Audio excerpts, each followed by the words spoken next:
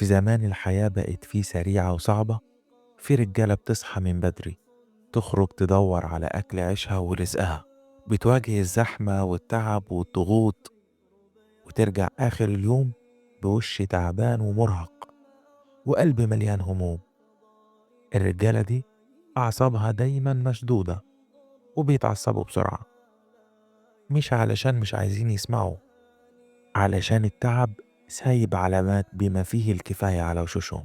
الناس دي ضغط الحياة خلاهم أفعال مش كلام.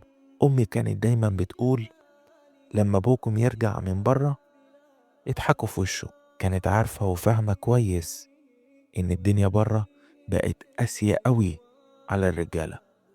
التمسوا العذر، علشان دول مش عايشين في الأحلام ولا عايشين في الدراما، دول عايشين في الواقع. وللأسف الواقع أمر وأصعب.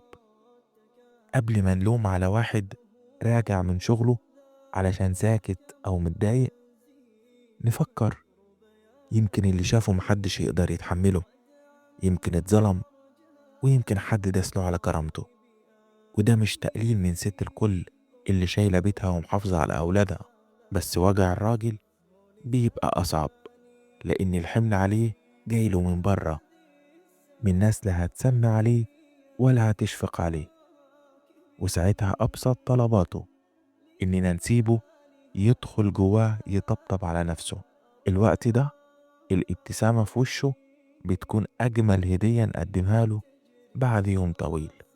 وافتكروا كويس إن الدنيا صعبة بما فيه الكفاية، فياريت ما نصعبهاش على بعض أكتر.